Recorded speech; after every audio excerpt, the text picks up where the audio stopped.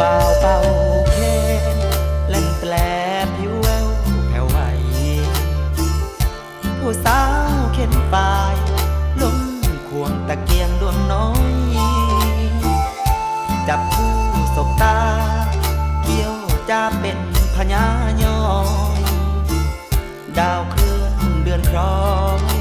อำลาเคหาเมื่อนอนอยากเข้าพรรษาเรามาร้องสารพันเตรียมเข้าแข่งขันประกวดประชันเชิงกลอนทอดบุญสงกรานต์รดน้ำผู้ใหญ่ให้พรฝนตกขาดตกถึงคราวเอาบุญบั้งไปนี่คือมนต์ครั้งอีสานเมื่อหลายพศบัดนี้สินออีสานบ้านเฮาเปลี่ยนไปสาวหนุ่มทะลักอารยธรรมแดนไกลมูลมั่งบ่มีความหมาย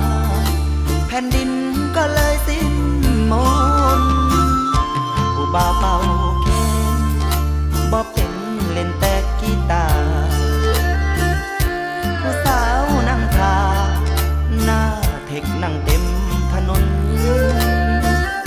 พันยาบ่เอาหนุ่มสาวชอบเพลงสากลอีสานสิ้นมนต์มาเยือนแล้วสะเทือนใจ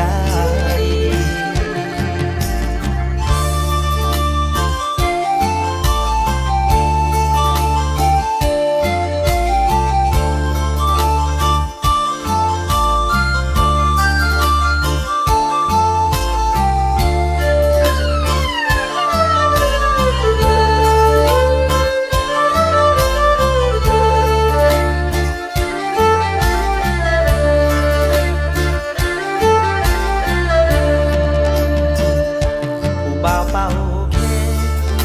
บ่เป็นเล่นแต่